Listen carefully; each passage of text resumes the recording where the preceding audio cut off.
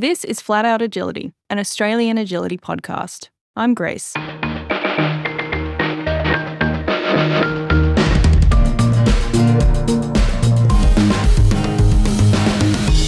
For today's episode, I am joined by agility judge Petr Pupik from Czechia, who himself runs Tollers.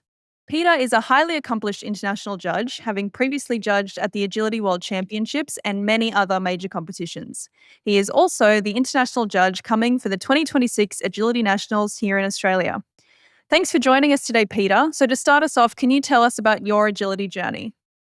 No, my agility journey. So my agility journey actually started 18 years ago, I think, and maybe even a little bit more. It was like 20 years ago, and I was a student at university. I studied mathematics, and then I like dogs, of course. And then it was like a big show, a big international show in Czech Republic in the time in my city. And I just said, okay, let's go there just to look at it.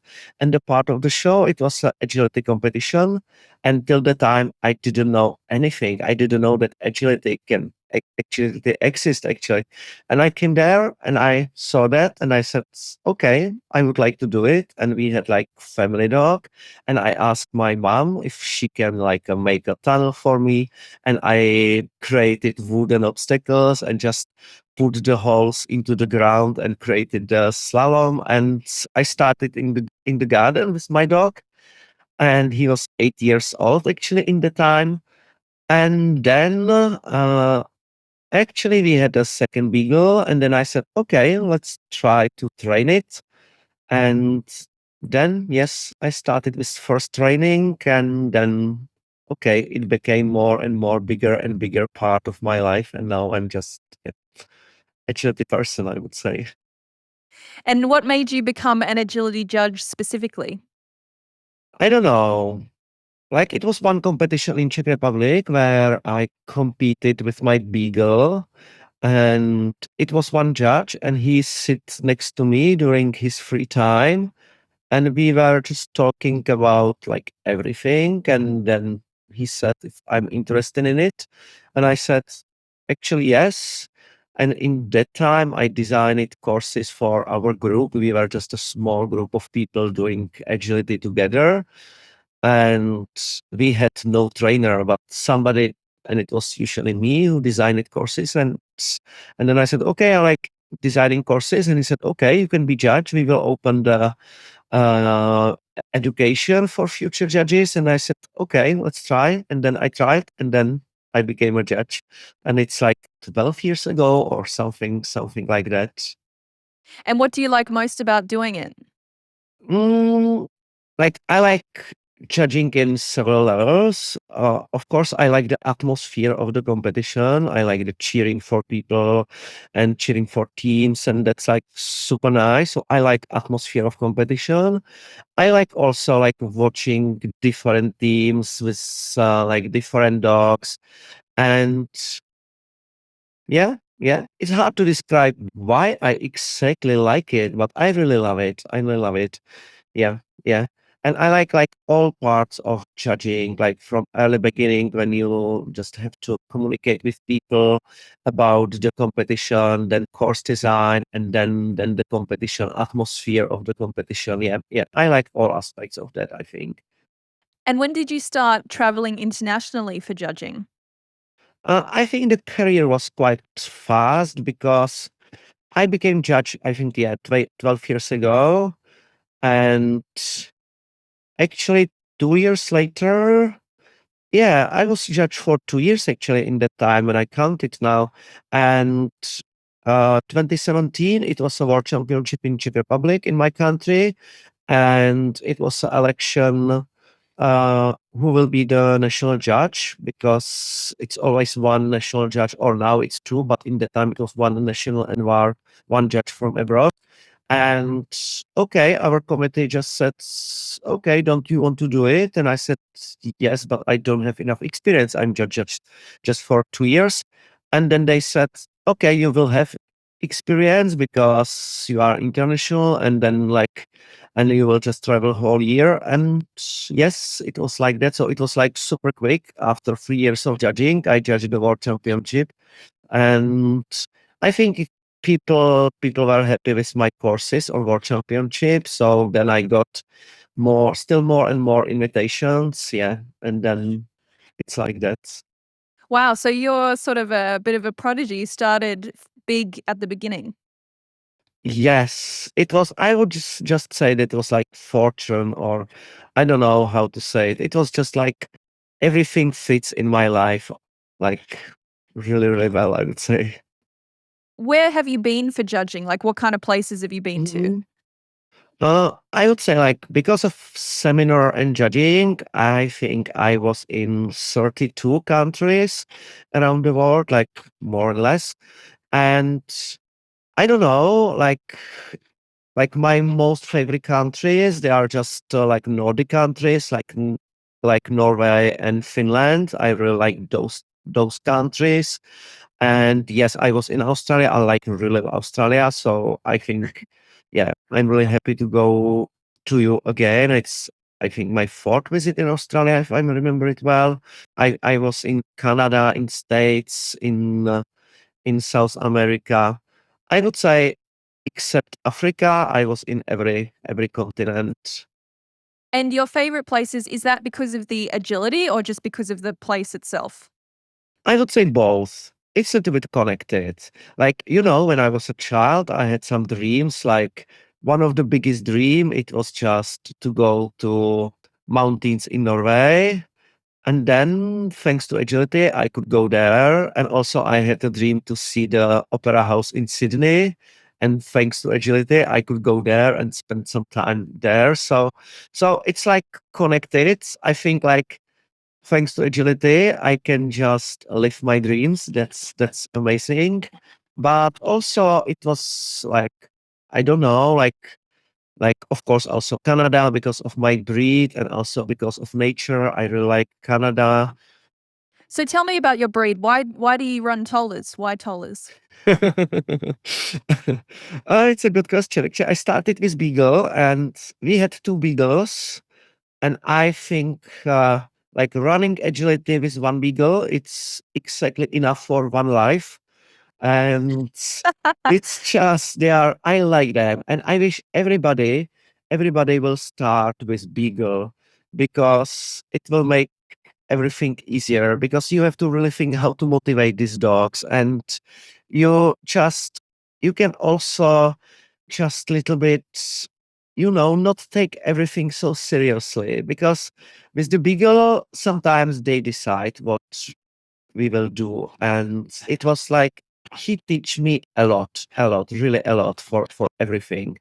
And then when I just finished my university studies, I said, okay, I would like to stay in Brno or close to Brno. And the beagle, he was a family dog, so he stayed with my parents. And I started to think, or actually, I thought about that even before, what breed I should take. And really, I fell in love to dollars just because I noticed they are quite pretty. And that was only one reason. And in that time when I run agility with Beagle, I start to like think, okay, I would like to have some active dog and dollars are active. And also I would like to have some like family dog because I planned to have family. And it was exactly dollars. And it was just like, okay, dollars are perfect. So I took the first dollar and I think it was just like, okay, I will stay forever with dollars because she was just amazing. Like my very first dollar, she was amazing. And then I took the second dollar, and again, and actually the first dollar, she really liked water rescuing and working in water. And in one moment, I really think, okay, should I do agility or water rescuing? Because you can't do everything in like higher level, I would say. And then I decided, or I made this decision, okay, let's do agility. And I think it was a good decision. And then but my very first dollar, I think he did or she did agility because of me, but she really loves water.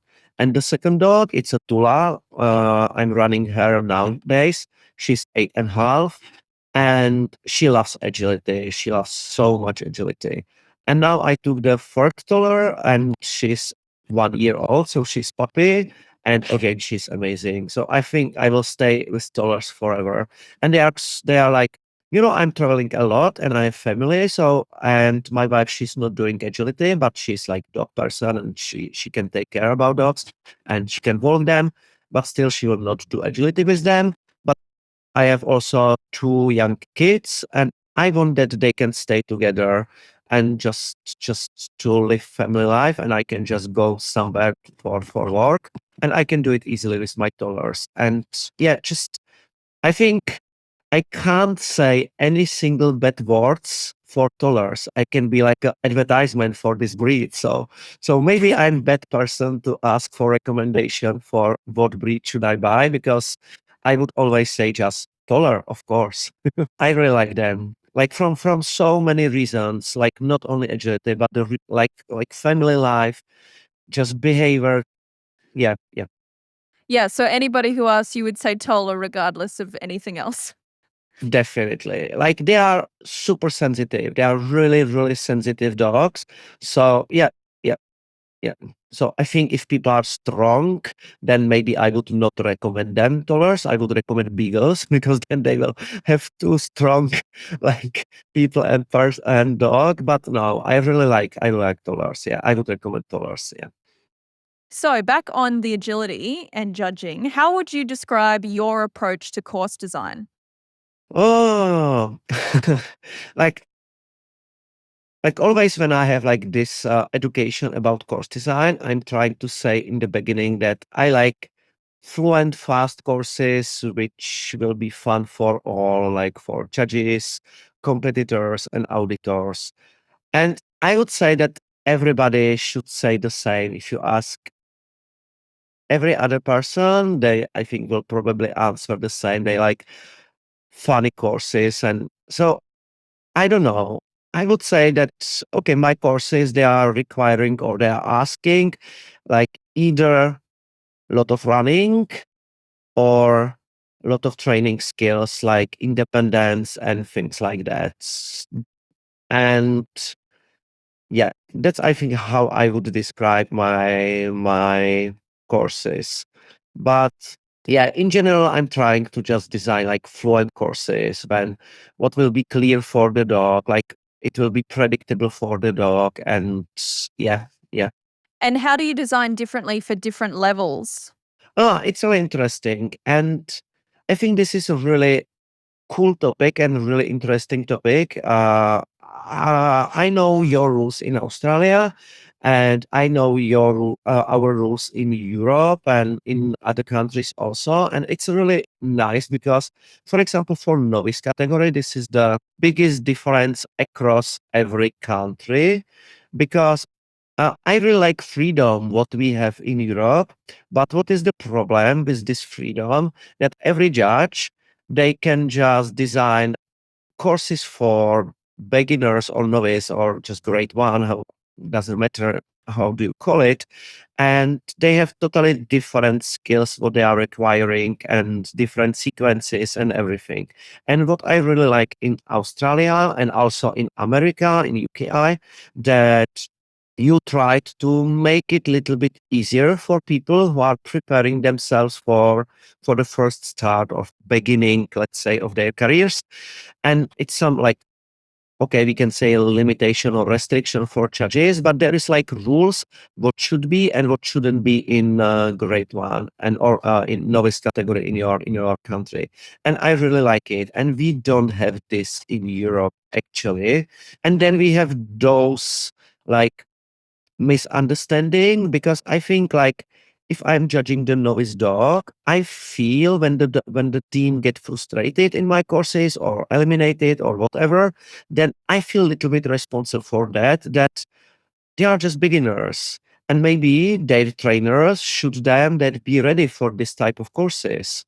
And maybe it was too much from me, and there is like missing communication in between trainers and judges what we will put into the first grades, and we don't have any single rules about that. So this is little bit harder in Europe to design courses for grade one, because every single judge has totally different opinion about that. So I really like this like small limitation what you have in Australia, that I don't know, like no contact, no tunnel under the contact and things like that. What you have, so I would welcome it also in Europe. What I'm trying to put to grade one, uh, I'm trying to put like. Uh, of course, the dog or the team should know all obstacles, but I think it's not enough. I would also require, or I'm trying to ask, that people will be able to move in between obstacles. So all type of crosses in between obstacles. And this is usually the biggest issue, that people are not so ready for that. They just don't trust the dog enough, and then they are somewhere late. So this is something still what I think this is the hardest thing for people where they are failing in grade one courses. I really like also that we have three levels in our country, and in grade two, like you're excellent, I would say. It's like I would say some judges they understand it like a preparation for grade three. Some judges they understand it, okay, it's like hard grade one. I'm trying always to be in the middle, but something like that. And grade three, I just, in my opinion, it's agility in my country, in Czech Republic, it's a really sport. So it's like grade three. It's for me like, okay, this is agility is sport. So the grade three is for the best from all the agility population. And of course, everybody can pass previous grades to get into A3, but I think to like manage A3 courses, you have to just be really, really good. So I'm trying to put harder things to grade three courses. So this is like the like I think difference in thinking. And for you, from in your view, what makes a good course, regardless of level? Like, what do you think makes a really good agility course? It's again, I really like this question because we don't have definition of good and bad course, and it's just like so subjective feeling. And actually, like, okay, I don't like unsafe courses, I would say. I mean, like when there is like really bad approaches to the dog walk, or risky approaches and things like that. But what makes agility really interesting in my eyes, and also for me, like when I train with my dogs, that I'm never done, because judges are coming with new and new ideas. And if I want to manage all courses, it doesn't matter how I feel about the course, if I like it or don't like it. I just have to manage it if I want to win. So, like, of course, I like my style of courses. And it would be sad if I would say I built something what I don't want to run. It would be super sad. So I'm trying to build something what I like running. So I like style which is similar to my style, but on the other hand, I would say I really like all courses, because every designer like has some like vision and goal in agility, and I really like this analysis of courses, and I like thinking about course design. So it's like super hard for me to say what makes agility course good. I think like just if the judge will put his opinion about agility, that's like something important, like that, then the judge will not or designer, that he will not copy something or things like that. And yeah, like if you are just asking me personally, I prefer like longer distances and like flow and fast parts where I can run, but it's just super subjective, and it's nothing common in like course design and how it should be. But what I really, really love, how different courses can be. And if I want to be successful in agility, I have to be ready not for what I like, but for everything. And it makes like, maybe for somebody it is a pressure, but maybe pressure in a good meaning, that I have to train all the time and I have to think what I will train. And this is so interesting and I love it. I really love it. That's a really good way to look at it, yeah. And so how has your course designing evolved over the years? Like, are there things that you used to do in the past that you no longer do now, or new things that you do now that you didn't do, that sort of thing? Yes, yes, yes. And this makes me, I don't know, I feel it's like, oh my God, it's so strange and crazy. And in the same way, it's so interesting and amazing. When I open my courses, for example, like 5 years ago, I would never build it nowadays because I would feel, okay, it's a little bit weird. And yeah, I think agility courses are developing a lot, a lot, a lot. And judges are coming with new and new and new ideas.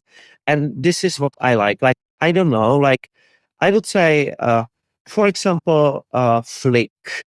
Like when I judged the world championship, it is 9 years ago. It was not in any single course like flick, and now it is in every single course in Europe. I would say, in even now, I mean like flick. It's a basic skill. I put it even in grade one courses because it's like super easy. Like to teach the skill, and also I can slow down the dog. So if I slow down the dog, people can again create a connection there. So that's why I like it in grade one. And and like 7 years ago, we didn't see it in courses. And also like slices, we see much more slices in nowadays courses, what was not there before. And now I think what is quite popular nowadays, to put the another obstacle very, very close to the dog's path. So we had to think how to teach the dog to pass the obstacle, not take the obstacle. So I had to teach my dog the new verbal, like pass the obstacle. And then when I teach it to my dog, I feel like everybody is able to do it when I'm able to do it. So I'm asking this in my course design. So I think like we as a judges in general, not only me, we are coming with new and new ideas, and people has to react because, and this is amazing. This is amazing. And I really love it because I can't say, okay, now my dog has all the skills. I don't need to train anymore.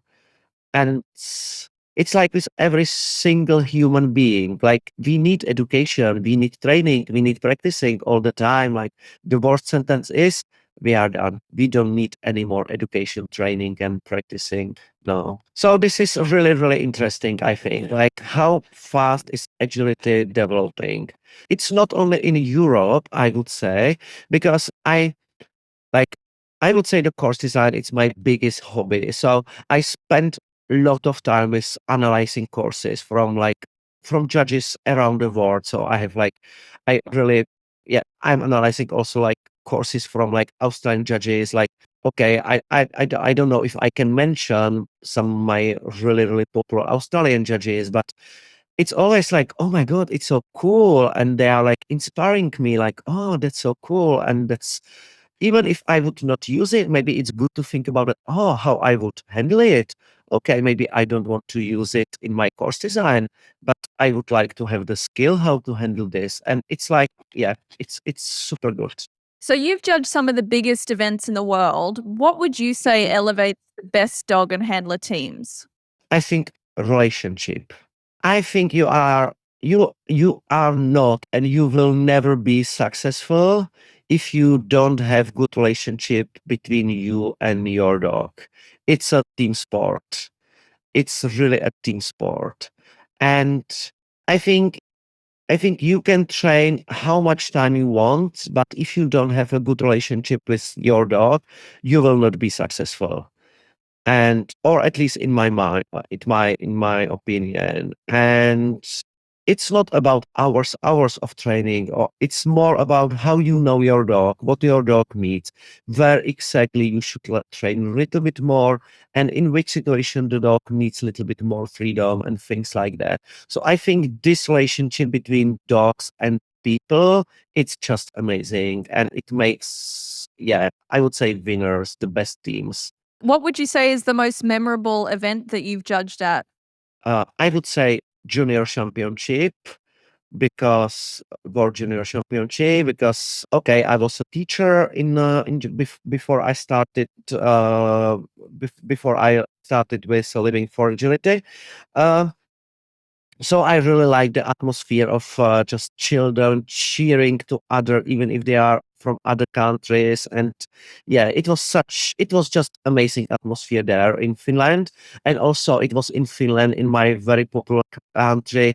So it was just amazing for me. And so this is one competition which really stayed in my mind. Of course, the World Championship in my country. It was also super good. The World Agility Open, which actually now is starting. I judged it a couple of years ago, and it was also like well organized, really, really great competition. I really love Norwegian Open. This is uh, just in my eyes, it's a best competition in the world. Like I like competing there. I like judging there. It's just yeah, it's just amazing competition. And it can be even small competition. I remember like so many like small competition where it was just so nice. Like I judged the Estonian national championship, so it was not so small, but it was just in the middle of the forest with the lake on the ground of the field. And Estonian people, they are so nice. And I built the course, and then it was 3 groups of course walking. So I went to swim to the lake, and then I came back and I could judge. So it was just, it stayed in my mind like, oh my God, it was just magical place. Yeah, like always, these overseas competitions, they are just amazing. Yeah, yeah. Like also the New South Wales Championship, it was super nice because just Australian people, they are super nice. So mostly I remember the competition because of people. But I do think that Estonian national sounds very memorable. Yes. Yes. Yes. And so you've been judging all over the world. You've been doing it for years. What still excites you about it? I mean, you're talking so passionately, but what's the thing that keeps you going? I would again just answer the same word like a relationship between people and dogs. It makes me just like, oh my God, it's amazing. And always this like open mind people. I really like yeah, I really like it. Like just just people can go. I and they can spend the time with their dog, competing, enjoying the time together. It's amazing. This atmosphere. It's the reason why I still like it. Like when you can see people cheering to each other, when you can see how people are rewarding the dog in the end, even if they get eliminated, and then they are happy because they enjoy the course, it makes me like, okay, maybe I'm doing my job well. Because you can see the joy of the people and joy of dogs. It's I think this is the biggest reason why I love agility. Even I judge like lot of important competition, then still I don't feel burned or how to say it. Yeah, you're not burnt out or sick of it. Yeah. So you're coming for the Australian Agility Nationals. So where are you at? What are you thinking? What are you feeling? What are your expectations? Okay, for me it was one of my like when you have the wish list of competition which you would like to judge. So it was one of that. And I got invitation for that a couple of years ago, but then and actually my courses were even approved, but then COVID came and it was cancelled. And then I thought, okay, probably I will not have any other possibilities, but I was so like happy when like people in Sydney and people in Brisbane they like manage it together, so it was possible. And yeah, so I am super happy for that. And because as I said before, I really like Australia. Even I traveling more than like 24 hours, it's still always like good feeling when when I'm in Australia. Because nowadays I would say my calendar is like a little bit overbooked. Like for next 3 years, it's totally full because just of invitations, and most of these invitations, it's like repeated or just regular that they asked me, okay, can you come every other year to United States? And of course I can because I like it. Can you go to Norway? Of course, because I love Norwegian people and everything in Nordic countries. And it's something similar with Australia because I'm going there every other or every third year. Why I always go there, even I have to travel just because of people are so nice. And always when I have the seminar or even on the competition, people are so nice, like really nice. I mean, like a people. Even they know that I'm foreigner and my English is not so good. They can just talk to me and we can just talk about everything. And it's just, yeah, it's amazing because sometimes you are just going for competition, then you judge and then you are going home. And then it's like a work. Okay, you did the job and then you can go home. But in Australia, it's like something special. Like I don't know, like the evening together and talking about something, and even during the breaks, just yeah. I don't know. Like I would say, people care. Just people want to spend the time with you. Maybe it's just my feeling. Maybe it's not the truth, but but yeah, I really have good feeling always in Australia. Always in Australia. So you've been before and you've judged before, and you talked a little bit about the differences between the rules in Europe and Australia, but is there much you have to consider with your, like, course designs and preparing for coming to judge here? Yes, definitely. Like it's for me like I don't know, like new study. I have to like read the books, read the rules like a lot, and not only read them, I have to like remember them. And that's what I really like it because it's some kind of education for me. Like, okay, this is interesting. Why do you have this? And the rules are I don't want to say like it's very different. It's just still it's an activity and it's a sport for dog and handler. So it's the same everywhere, but like the real rules, they are like different. Like refusals, in which situation, like American rules, Australian rules, European rules, and sometimes even every single country in Europe we have some little bit exceptions.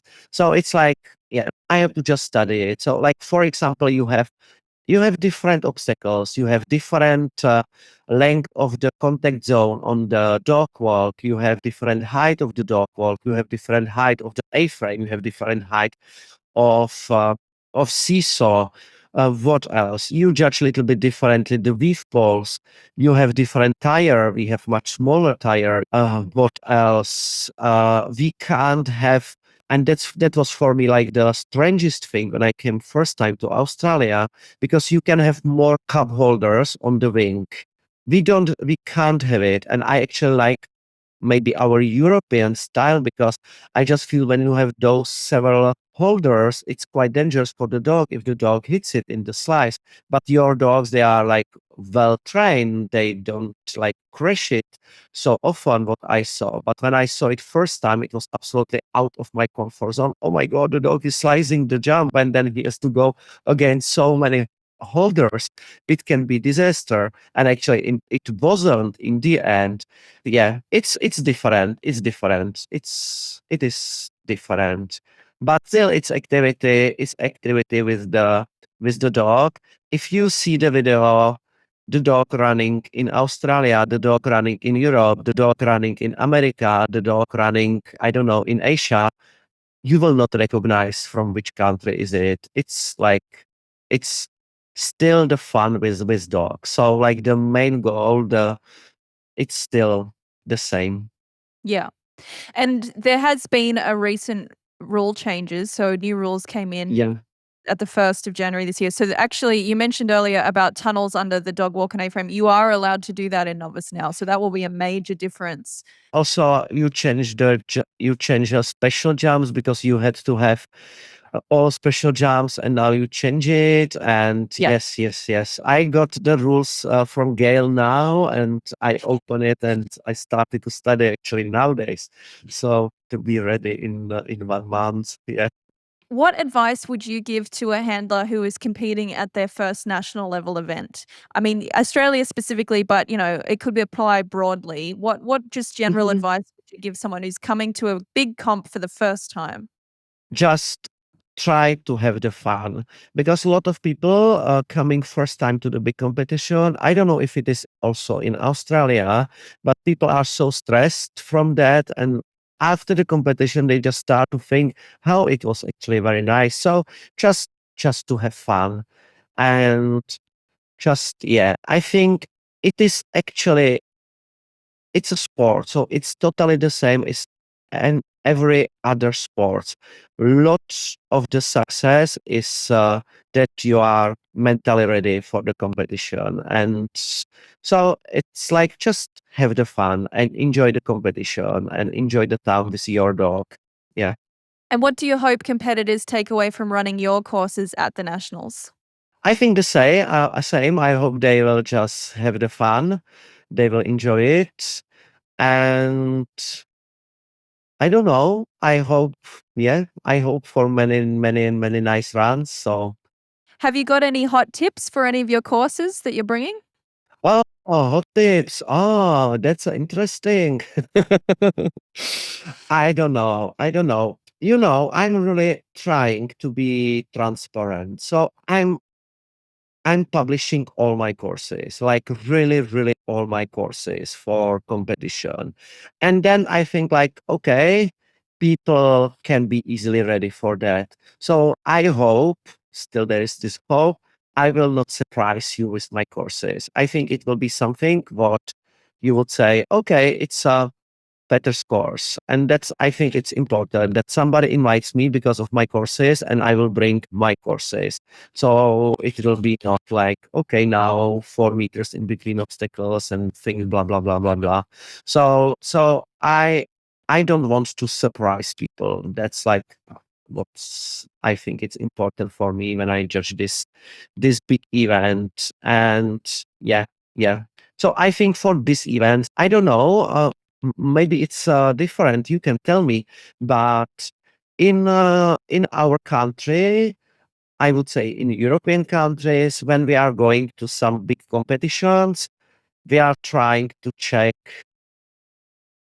those courses from judges for those competitions. So like if I'm going to compete to Norwegian Open, I know which judges are judging there and I try to look at their courses to just see what I maybe need to practice more and things like that, and try to train their typical sequences and things like that. Is it the same in Australia?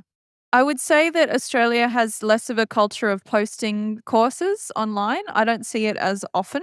It does happen, but it's not like I see in international groups on Facebook, judges will Mm, post their courses almost right away, like, or before or just after. yeah. And I don't think we have that much of as, like, we have a community online, but I don't think it's as active because it's not as big.